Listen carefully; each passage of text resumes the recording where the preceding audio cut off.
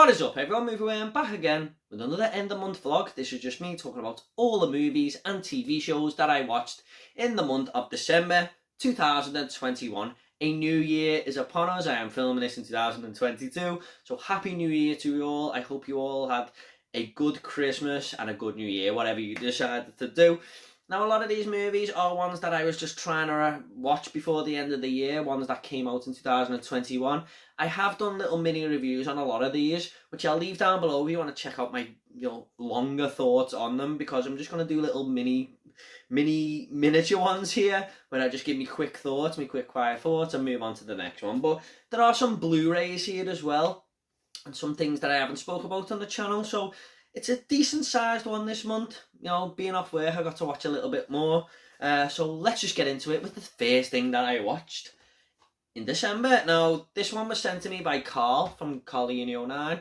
So Carl, thank you very much for this. We were in a group chat and he just said that, I just said that I haven't seen this version yet. I just never got round to it. I've heard it's terrible. And he said, Jordan, I've sent you it. It's in the post. So it is Ghostbusters. This is the 2016 one that everyone hates by Paul Feig. I feared the worst going into this, I did. But you know what? I thought it was okay. I had quite a fun time with it. I don't think it's as good as the other Ghostbusters movies, of course. There is some problems with it, not gonna lie. But even Melissa McCarthy in this really didn't bother me too much. I usually either take or leave her. I don't think she was that bad. I really love Kristen Wiig. Everything I see her in, she just makes me laugh. I thought it was decent.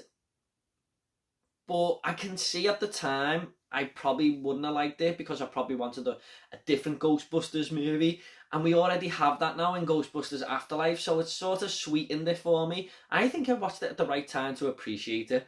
Like I said, not a great movie or anything. I give it 3 out of 5 on Letterboxd. It's watchable. I don't think it's that bad. I really don't. I think people blow this way out of proportion when they say it's like one of the worst movies ever made and stuff. I don't agree with that, but that's your opinion. Fair enough. But I got a kick out of it. I didn't dislike it. Didn't think it was great. It was just a fun time. Next up, we have Krampus. It's going to be kind of weird going over a few of the Christmas films I watched here because Christmas has passed. This one was a little bit different. This is a horror Christmas film. If I keep looking down, by the way, I've got all the movies written down in front of me on the iPad. There's no way I can remember over 30 titles. But this one is a horror movie that this monster sort of comes on Christmas Eve and terrorises this family. But it kind of reminded me of National Lampoon's Christmas Vacation because the family sort of had this weird relative who comes, kind of like Cousin Eddie in National Lampoon's Christmas Vacation. So that was kind of like the first 30 minutes is just the family and the dialogue and how they're getting on with each other and stuff. And then this sort of monster comes and terrorises them. I don't want to give too much away in case those people haven't seen it, but I thought it was a decent, horror Christmas film. I do like when Christmas movies mix with horror. But I did think it was going to be better, the way people go on about this movie and say it's brilliant and stuff. I didn't quite get that, but maybe on rewatch next year, if I do get to it, I might appreciate it a little bit more, because I didn't quite know what to expect. But I thought it had a really good ending, loved the conclusion of the film, and I thought it was really clever when it got to the end. So yeah, that was Krampus. Next up, we have another horror Christmas film, and this is actually a 2021 release. Like I said, full thoughts on this will be down below in my review roundup or whatever. My 2021 movie review playlist will be down below. This one was basically about this novelist, and it's a low budget movie, who goes to this house that she owns, or this cottage in the middle of nowhere at Christmas time, and she writes about vampires, and she comes across a real vampire, and she ends up sort of living with this vampire, but his friends are sort of looking for him, who are also vampires. It's a horror comedy. But Christmas was very much integrated into this movie. There's Christmas decorations everywhere, all over the cottage. It did feel like Christmas time. And I thought the main protagonist was really going to get on my nerves when I first seen her. But she really does grow on you as the film goes on. You kind of attach yourself to her and hope nothing bad happens to her. There was some funny moments in this movie, a ridiculous concept, a simple movie. It was 80 minutes long. I got a kick out of it. I thought it was quite decent. Next up, we have Mighty Ducks Game Changers. I did start this last month, but I finished it this month. I watched the Mighty Ducks films for the first time last year, and I really enjoyed the first one, and the second and third weren't bad either. And I thought, you know what, these episodes are like 30 minutes. I'm just gonna watch it because I was in this like Mighty Ducks kick, and I thought it was good, but it was definitely aimed towards a younger audience, where the Mighty Ducks films are aimed towards a young audience, but teenagers as well, and you can appreciate them as an adult. This was definitely more of a childish tone, I felt. The kids seemed a lot younger than the ones in the films, and it just, you know, some of the jokes were very childish and stuff, but it was good to see Emilio Estevez back as, what's his name? I forgot his name in the damn movie, but he is like my favourite character in the Mighty Ducks as coach. It was good to see him back.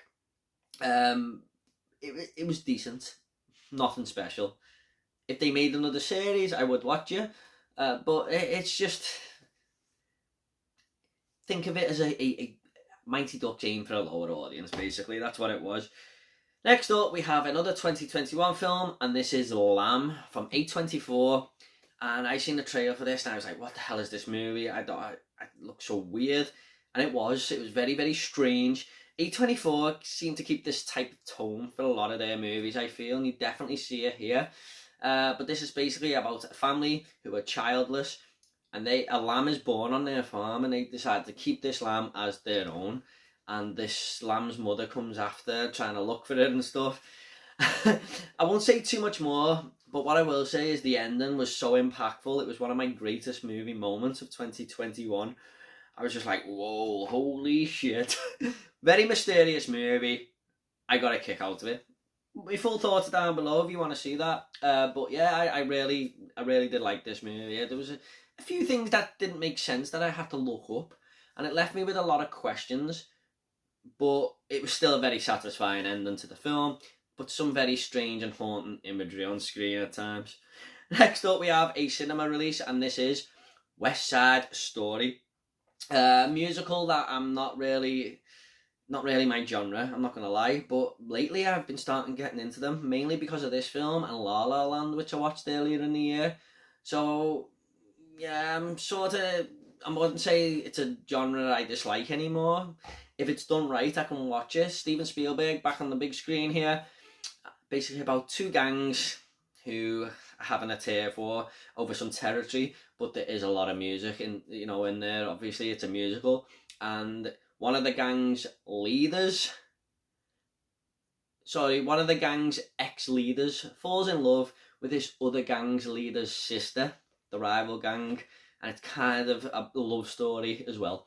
So there was a lot of great characters in this. The music was great. I loved a lot of the song choices. I think it did drag a little bit towards the end, and it was like 20 minutes longer than it needed to be. But overall, a decent musical. I think it's made my top 20 of the year. If not, it became very close. But I thought it was a really, really good film. Decent musical. For someone who doesn't like musicals, and I liked it, so it tells you everything. Next up is one that I really wanted to see at the cinema. But this is on Disney Plus now, and this is Ron's Gone Wrong. I thought this looked like a really fun movie from the trailer and stuff, and it was.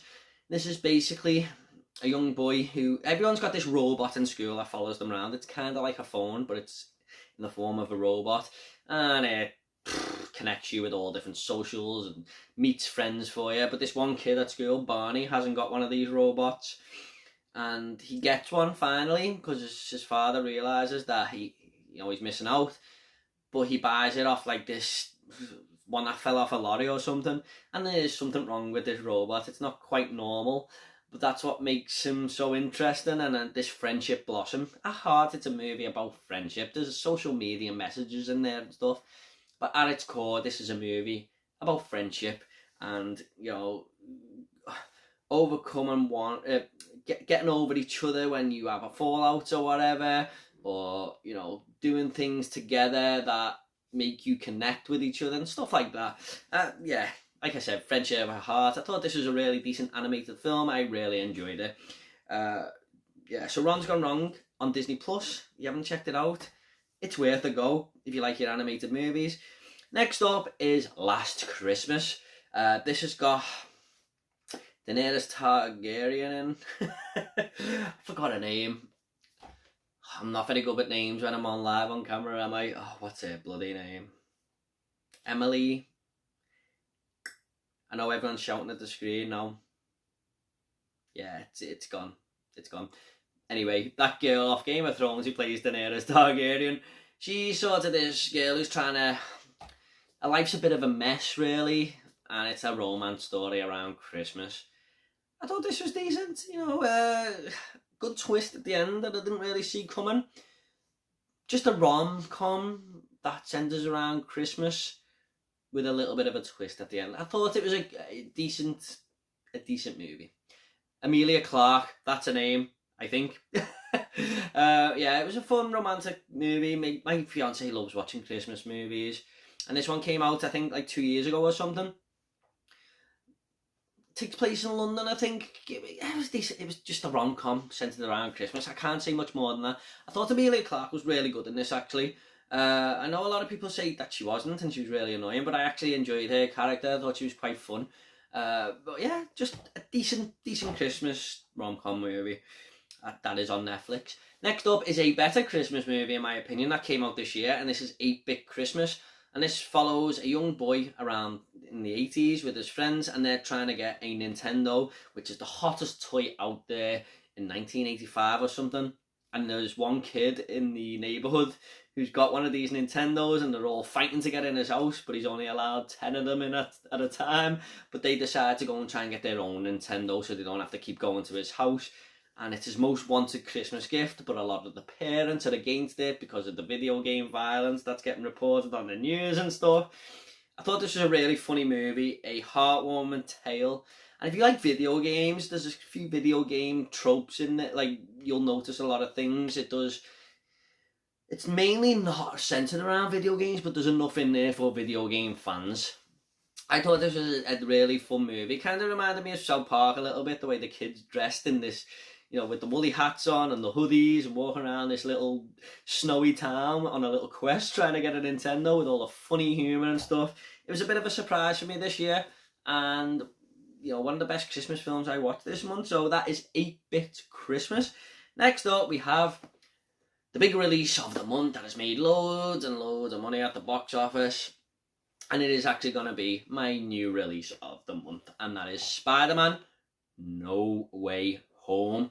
Now, I went into this knowing I was going to have a lot of fun and stuff, but I kind of didn't realise I was going to have this much fun with it. I mean, this movie is just entertaining from start to finish. I just love Tom Holland as Spider-Man. I love the little trio of him, Ned, and MJ as well. You really do connect to these characters. But some of the stuff that happens in this movie felt like a bit of a milestone for cinema that they haven't done before. They haven't really explored these, you know, this type of cinema before. Well, they have, but not to this scale. And I just had so much fun with it. I'm not going to give anything away of who's in the movie or anything, but there were cheers in my cinema. It was a really fun experience. I loved this film. I thought it was one of the funniest Marvel movies I've ever seen. But there's a lot of fan service in there, but it does play into the story. It's not just there for fan service sake. Yeah, so it's going to be my new release of the month. I've got a full review for Spider-Man No Way Home. If you want to check it out, that'll be down below in that playlist as well. Next up, we have Wrath of Man. This is the new Guy Ritchie film, coming off the back of The Gentleman, which was my favourite movie of 2020. So I kind of was looking forward to this, and we got it like 6 months later on Amazon Prime than the US did. Even though Guy Ritchie is a British director, but yeah. I just wish everyone would release everything at the same time, because it stops video piracy. It's unfair on other people who are going to give spoilers away on social media. People just love doing that. Just release it at the same time worldwide. Problem solved. It'll be better for your companies, and it'll be better for everyone else as movie fans, because no one will have to illegally stream and stuff. That's why people do it. Palm Springs, look at that. We got that a year later than America, and everyone had already watched it by then. They found a way. So I'm not condoning it, but what you can't expect people not to. when you're just really giving us these releases so many months later. It's just really annoying. It really is. I thought it was funny when a lot of Americans were moaning that they were getting Spider-Man 2 days later than us. And you know what? I actually agree with them, because us Brits could have given them a hell of a lot of spoilers. They just release it at the same time and everyone's happy. But I mean, they get a lot of movies before us, and they were just like fuming because they were getting it 2 days later. But you know what? I still agree with them. It's the same for us. Just release it at the same time. Anyway, enough of me ranting about release dates. Wrath of Man from Guy Ritchie. I thought this was a really cool action flick, actually. A lot of great scenes in here where Jason Statham's just kicking ass, and he's like this mysterious character, and you don't quite know what's going on with him until about halfway through the film, and when it reveals itself, you're like, oh yeah, right, I get what he's doing now. And then you're just on the ride for the rest of the movie. Some good side characters in here too. I love the banter between Jason Statham and Josh Hartnett at times. But yeah, some good action scenes in here. He basically gets a job as this money mover, you know, this money truck company where they move money. But they get him ambushed a few times. And he is just like this perfectionist at taking people out and stuff. And his colleagues can't quite believe it, and they don't know who he is and what his past is and stuff, and we learn more about him as the movie goes on. It's not the best Guy Ritchie film I've seen, but I thought it was one of his... I mean, behind Lock, Stock and Action and The Gentleman, it's a different type of movie from him, but I thought it was a really decent entry. You know, not one of my favourites, but a decent entry from Guy Ritchie. So yeah, Wrath of Man, I enjoyed it. Next up, not really a movie you'd watch in the month of December with Christmas time and everyone being happy and everything, but I've wanted to see this one for a while because I came across an article a while ago, and then I came across it again for some reason, and there's like 6 movies still banned in the UK. I think there's 5 now because they did release Silent Night, Deadly Night Part 2, and one of them is Hate Crime, and this is a found footage film. And it's meant to be very realistic and stuff about these 3 guys with balaclavas on who go into this house and terrorise this Jewish family. Now, when a movie is banned in the UK, I need to watch it just to see what the fuss is about. So I watched it. Now, I'm going to have a full review for this coming on the channel this month. This is something I'm going to maybe get into, you know, like controversial movies. Maybe just do one a month or one every couple of months. I'm going to be thinking about doing Salo and stuff like that. But I'm going to have a full review for this coming, but I would say that the movies don't really shock me too much, but there was some scenes in here that are hard-hitting, I will agree. I can sort of see why they banned it. I don't think any movie should really be banned unless it's really, really, really, you know, crosses the line. But this, I've seen worse. But there is some shocking moments in here. I will agree with that. But as a found footage movie, it wasn't bad. You know, some of the acting does take the realism away, but it was real enough. You know, but I will have a full review for this coming. I just had to see it because it's still banned in the UK. I just needed to see why, you know, what the fuss is about, really. So that is Hate Crime, a found footage film, a found footage home invasion movie. So yeah, look out for more on that this month. Next up, we have South Park post-COVID. I haven't watched South Park for a while, but I used to love it as a kid, and this is a great return for me. But it's actually Cartman, Kyle, Stan and Kenny as they're in the 50s, because it's like COVID's been going on for 40 years. So it's into the future, and we're just seeing what's going on with these characters. And Kyle is actually a bigger arsehole than Cartman in this one. But yeah, it was a good little story. Really, really funny at times. It's South Park. It's only on for an hour. It was like it's an elongated special more than a movie, really. But I really enjoyed it. I thought it was one of them where you can actually believe the outcome could actually happen to be this in 40 years. Everyone's still, you know, we're still in this thing, this pandemic. I hope not. But it sort of just plays on society right now and how it's still going on in the future. I thought it was really funny. I love the way Matt Stone and Trey Parker really don't give a shit. And they play on modern times, so if there's a story out there, they'll make an episode that week about it. They're very, very clever like that, but this was definitely one that you can relate to in real world right now. So yeah, South Park post-COVID, I had a lot of fun with it. I loved Kyle and Cartman just going at it all the way through this program, but it was just so funny. Next up is The French Dispatch. This is one I wanted to see at the cinema, just missed out. A Wes Anderson movie, a director I will admit that I'm not too familiar with. I've seen The Grand Budapest Hotel, which I absolutely loved, and The Fantastic Mr. Fox, which I need to rewatch. I did like it, but I didn't quite get what he was going for there. He's a very unique director. Now, The French Dispatch, unfortunately, just wasn't for me. I liked the first story. I thought that was interesting with the artist. But the next two stories were really boring and dull for me, and it just didn't work at all for me. Maybe on rewatch this I will grow to like this, but I know a lot of Wes Anderson fans on my social medias and stuff said this isn't his best, so it gave me a little bit of a sigh of relief, because I do want to like Wes Anderson. I'm still looking on exploring all his other movies. I know they're all on Disney Plus right now, and I want to get into his filmography. But this one, I love the way it was directed, by the way, some great performances as well. But the story, it was just second and third story, just wasn't working for me, unfortunately. And I wanted to really like this, but I couldn't lie and say I liked it when I didn't. But there was good aspects to it. Like I said, the filmmaking, I do enjoy that side of filmmaking. It's a really clever director. Going by The Grand Budapest Hotel, I know how talented he is. So, but this one just didn't hit the mark. Next up, we have Titan. I think I'm saying that correctly. Everyone I watch, it's Titan or Titan. I just call it Titan. Now this follows this character. It's a French movie from the director of Raw. I think this is his second movie. I think she's only made two. Julia Ducournau, I think her name is. And this is basically about this character who was in a car crash when she was a kid. They put this metal plate in her head, and she gets like a fetish for metal, and she's like hugging cars and stuff. I can't really go into it any more than that, because I will give too much of the story away. But what a performance from Agathe Roussel as this Alicia character, I think her name is Alexia.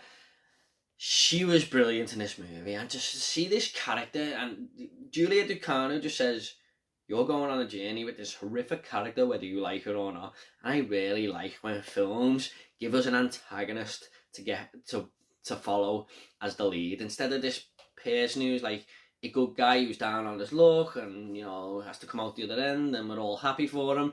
We see that in virtually every movie. Following a bad guy just really done it for me, or a bad woman, or whatever you want to call it. Yeah, this really done it for me. I thought she was so mysterious. I just really couldn't take my eyes off her, and it was just a gripping story. Now, the first 30 minutes, I thought this was going to be my film of the year. The first 30 minutes of this film are a 10 out of 10. It does slow down on the second and third act. They're not bad. They just slow down on pace a little bit, and is not quite as good as the first act. But I really did enjoy this movie. There's some gruesome scenes, some brilliant cinematography, one of the best moments of the year in the car showroom. I do advise you to watch this film, because it's very different to what you're usually going to get, with a great performance, great filmmaking, great side character as well, and Vincent Landolph, I forgot his name, I'm really sorry. He was a great side character, great supporting actor. Really good movie. Something you haven't seen before, and Julia Ducournau does not hold back. So it nearly cracked my top 10. It's not far away.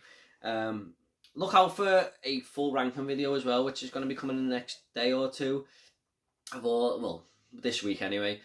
All 91 movies I watched in 2021. I'm going to be ranking them from worst to best, so look out for that. Next up is A Boy Called Christmas. Now, this is one that is not going to be very high on my ranking. I didn't like this movie too much. I thought the main character was okay, but he did start to grate on me as the movie went on.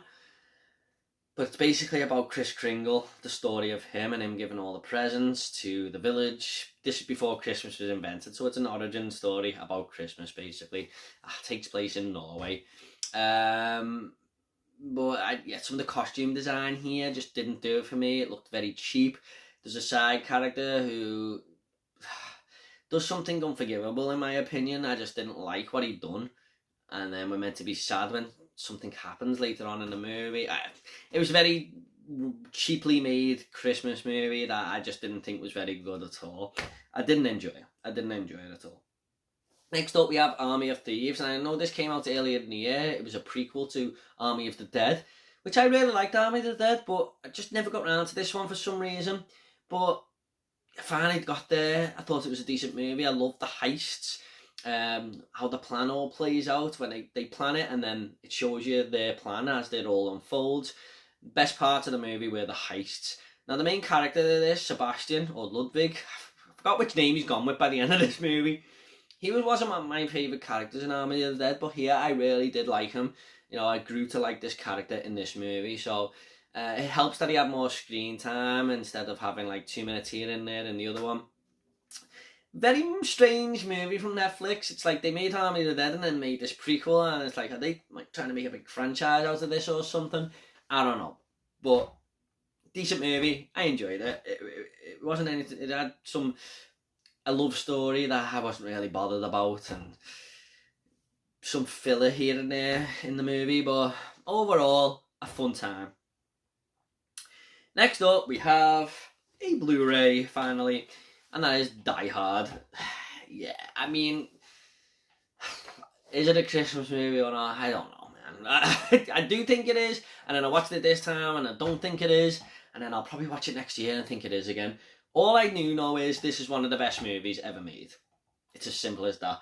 Bruce Willis is a great action hero in this. Hans Gruber is a great villain. And them two going at it in this building, which is a great location for this terrorist siege to happen, is incredible. It's a great movie. It's one of the most famous films ever made. Gets everyone talking every year, doesn't it? But I love a lot of things about this. You know, Bruce Willis arguing with the cops down below, and then sort of teaming up with this other one, and Officer Al. All the terrorists, good little side characters and stuff. It's just a good action movie. A brilliant action movie. I think I probably have this in my top 30 movies of all time. I just think it's brilliant. What more can be said about Die Hard? A fantastic movie. One of the best I've ever seen. So, yeah. Next up is Resident Evil Welcome to Raccoon City, which I missed at the cinema because the Odeon decided not to put this on. And my next cinema was like 30-minute drive away. And I just couldn't really... The times weren't very good to me either. So I just thought I'd wait for it. And this really was an anticipated movie because I love Resident Evil, the video games. I think they're great. It's a great franchise. Just finished playing 7, which I loved. And this one centres around Resident Evil 1 and Resident Evil 2. It all takes place in Raccoon City in 1998. And there's a lot of fan service here, which worked for me personally. I don't think it'll work for people who aren't fans of the Resident Evil game. I heard so many terrible things about this movie, but I got a kick out of it. There were some things I didn't like, but there was a lot that I did like. I thought Chris and Claire were great characters. I was surprised we got all 4, but Leon and Jill, they didn't get them right at all. Jill was very throwaway, and Leon was like this guy who everyone made fun of, and I don't relate to Leon like that at all. I think he's like one of the best characters, if not the best character in the Resident Evil franchise. So I didn't like what they'd done with him. Although some of the people who were like having a go at him, they do come out with some funny humour, like especially Chief Irons and stuff. But I thought the zombies looked good. Some good kills in here. The CGI is bad though, especially on the zombie dogs. It was terrible. It was kind of weird because the CGI looked good on the lickers, but the zombie dogs were some of the worst CGI I've ever seen in my life. Loved the locations though. Loved the police station and the mansion. Thought that was great. You know, it all looked good. So yeah, I enjoyed it. I think it's a missed opportunity. Could have been way better, but you can tell it's better than all them other Resident Evil movies in my opinion, because I just can't stand them whatsoever. Next up is one of my most anticipated films. Once I seen the trailer for this, I was hyped. I love The Matrix. I love The Matrix Reloaded. Don't like Revolutions, and I don't like this one. This was a big disappointment after I finally seen it. After seeing the trailer, I thought it was the best trailer I'd ever seen, honestly. But then I went and watched this film and I was just like, oh no. By the way, just quickly, I didn't mention it, but it will be on the video. Die Hard was my older pick of the month. So, yeah. Just thought I'd mention that quickly there. Now, The Matrix Resurrections. What was Lana Wachowski doing with this story? Why did she do it? She tried to remake her own movie from the first film at times, but then tried to poke fun at the franchise and parody it in a way, and then bring all these other new ideas in. Some were good, some were terrible, and most of them were terrible, to be honest. Keanu Reeves just didn't look like he wanted to be there. It was a mess. It was a mess. There was some good action scenes, and good to see Trinity and Neo back together, but the whole story was just an absolute mess. I really couldn't get into this movie at all. There was people in either side of me in the cinema asleep, and I was just like, oh, I want this movie to finish now. Halfway through, I was just totally lost. I just didn't care. It didn't do it for me. It might even be worse than Revolution, I'm not sure. I just didn't. I thought it was a huge disappointment. So yeah, that is The Matrix Resurrections. Next up we have Spencer, a movie that I didn't think I'd like at all, because I'm not a big, massive, fan of the Royals or anything. It's just not something I'd get into at all. It's about Lady Diana and her struggles with mental health and trying to live this life as a royal. It all takes place over Christmas time, weirdly enough. But I thought this was a brilliant performance from Kristen Stewart. She really got into this role, and you could tell her heart and soul had gone into this. I believed every emotion that she put across on the camera, every bit of hurt inside her you felt. It was just a phenomenal performance, it really was. Great score in there as well, great composing by Johnny Greenwood, I think his name is. The music was just on point. Great direction, especially when Lady Diana's just walking through these hallways, and they do go on, some of them are for a little bit long, but it's still great filmmaking and stuff. It's a dull movie. It's not something that's going to entertain you too much, but it's a gripping movie nonetheless. So I thought Spencer, decent film. Yeah. Next up, we do have another Blu-ray here. And that is Elf. Me and my fiance watch this every year. It's her favourite Christmas film. What more can I say? Will Ferrell this is probably my favourite performance of his as Buddy. I think he's so fun. I never get tired of this, and this is a movie that just flies by because you're having such a good time with it.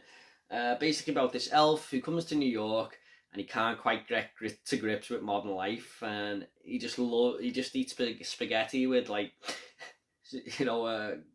honey all over it and stuff.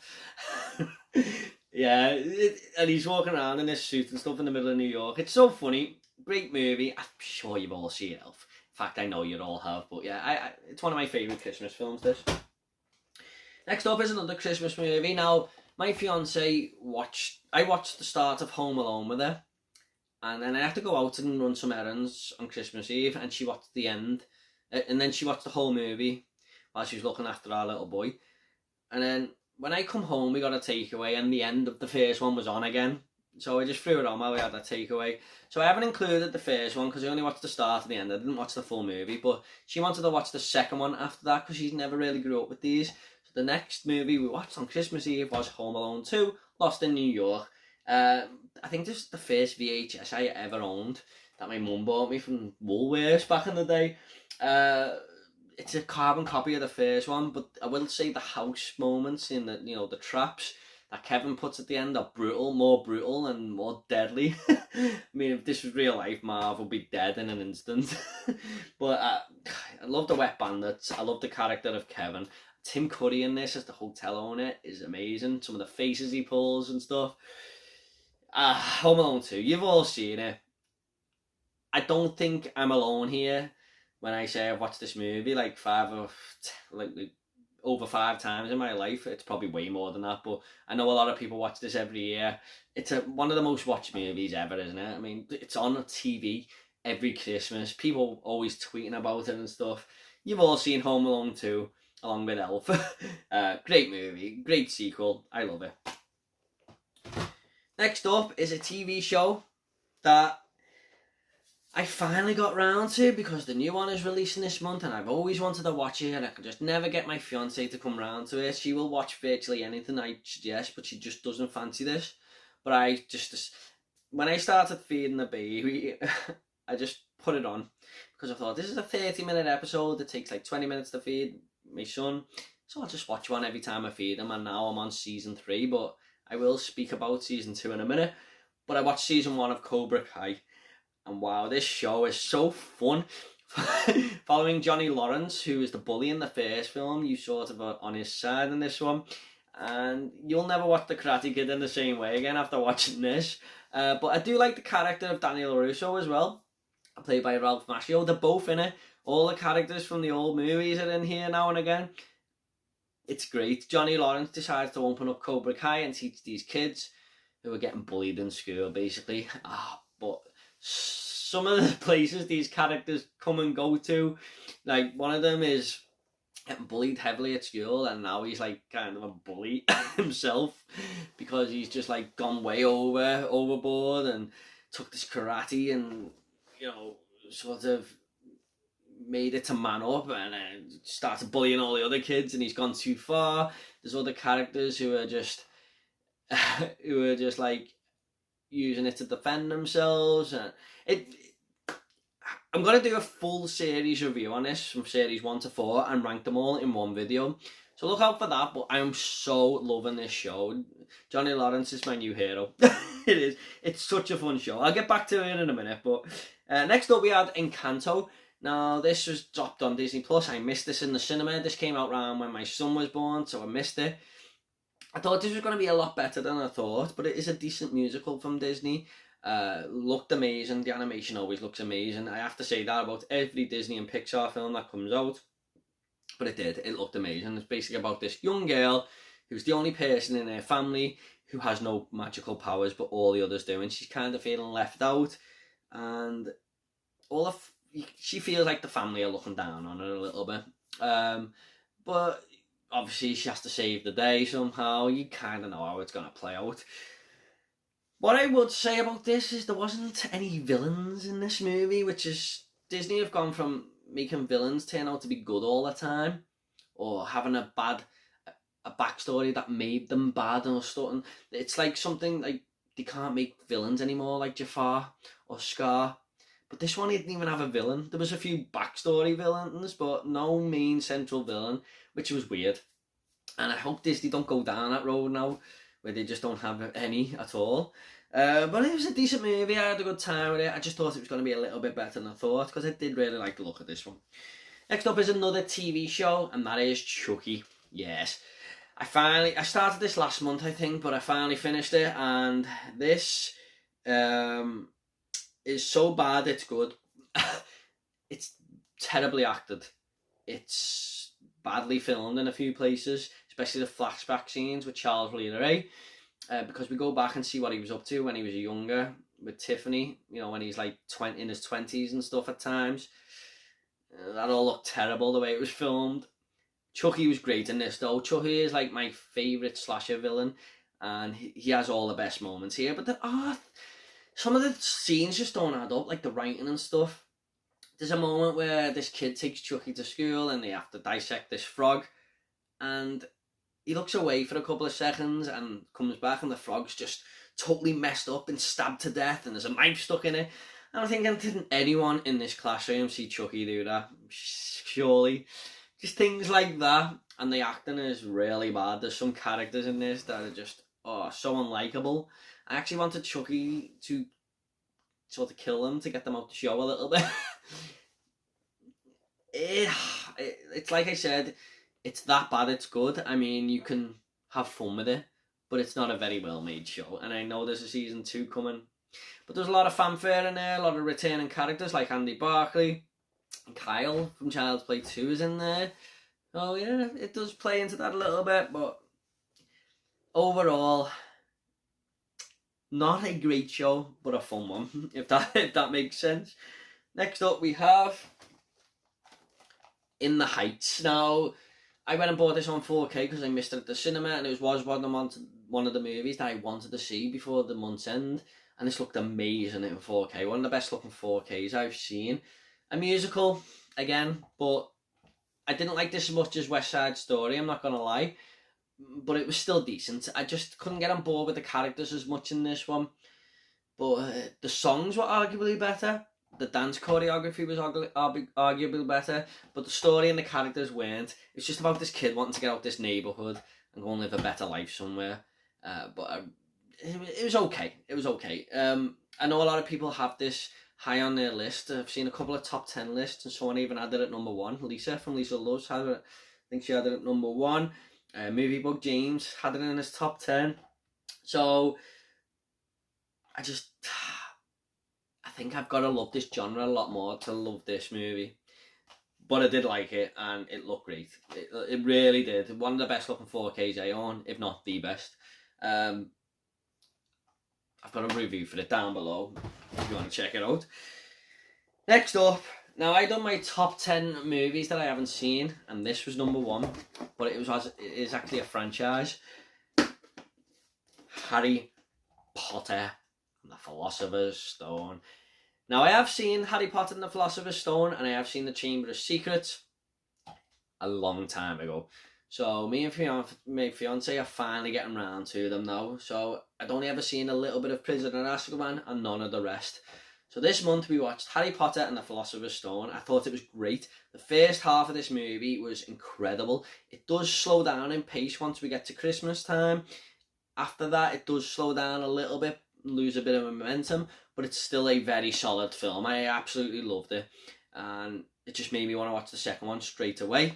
But I loved how the whole world is set up, how Hogwarts is set up, all the characters, how they're integrated. I hated Draco Malfoy.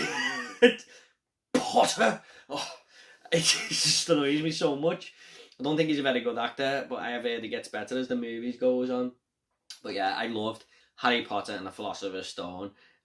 Like I said, I hadn't seen it for a very long time. It was like a new experience. I absolutely loved it. I can't wait to get through this franchise now. Next up, we have Cobra Kai Season 2. So more on this show now. It's just so fun. This is a show that I can just put on and not think about too much and just have fun with it for them 30 minutes. And it is kind of addictive. I usually watch 1 or 2 at least. I usually watch 2 at least when I watch this. Because I just have to press play and see what happens next. There's a lot of great cliffhangers in this show. I love all the characters, bad or good. I love them all. I love the main 2 leads, Johnny Lawrence and Daniel LaRusso. It's just the fighting just really makes me want to just get back in the gym there and start hitting a few pads and stuff. I love it to death. It's a great show, and I'm on season 3 now, so I'll probably talk about that next month along with season 4. I'm sure I'll have both of them watched next month. But this contains one of my favourite TV episodes of all time. The season 2 finale was absolutely unbelievable to watch. I enjoyed every single second of it. It was incredible. I'm just getting goosebumps thinking about it now. It was so good. If you have not seen Cobra Kai, please watch it. I don't even love The Karate Kid. It's a movie I watched for the first time last year. I did like it, but it's not something I grew up with or anything. But this show, it's just so good. It really is. I'm really enjoying it. I can see the hype. I can see why everyone loves it. So yeah, Cobra Kai Season 2 was incredible. So yeah. Next up, for the last of the month, back to this box set again, Harry Potter and the Chamber of Secrets. Now I did actually give Chamber of Secrets the same score as the Philosopher's Stone on Letterboxd. Really, really solid sequel. Great second part of the movie. Loved the ending with the whole Tom Riddle thing. It delved into a little bit of the history of Hogwarts more. We learned a little bit more about the school and what's happened in the past and stuff. Just a great sequel. I'm probably going to do a big ranking video on these. I was going to do all 8 of these movies, but I might wait till the 3rd Crimes Fantastic Beasts movie comes out, because I know there's 2 of them as well, and there's a 3rd one coming in March or something, so I might do it then. So look out for that. But Chamber of Secrets, really, really enjoyed it. And we have watched The Prisoner of Azkaban and The Goblet of Fire. But you're going to have to wait till next month's vlog for that, I'm afraid. Because I did watch that on New Year's Day. And We watched it on New Year's Day, but it crept in. We watched it on New Year's Eve, but it crept into New Year's Day, so that does really technically count as January 1st. And we watched the Goblet of Fire on New Year's night. So I'll talk about them next month and probably all the others because I think I'm watching the next one later. But yeah, Chamber of Secrets, really, really, really great movie. I loved both of them. Did like the Philosopher's Stone a tiny little bit more, but both of them are great. I really had a good time. Loved the car as well, that flies. And Ron Weasley, when he steals it and his mum sends that note and the note just opens up this letter and screams at him in the middle of the hall in front of everyone. Thought that was really funny. I love the faces Ron pulls. He's just like scared of everything. But yeah, great film. And I've got a good feeling about this franchise, so I really do think I'm going to love it. And I'm finally getting around to them. So that is it, guys. That is my end of month vlog. Bit of a long one compared to usual. I hope you all enjoyed it. Have you seen any of these titles? If you want to leave your thoughts down below, let me know. What did you think of this video? Are you a fan of Harry Potter? Are you a fan of Cobra Kai? Did you like Chucky? Let me know down below. I'll reply to you all, I promise. Take it all easy, guys. I'll see you on the next video.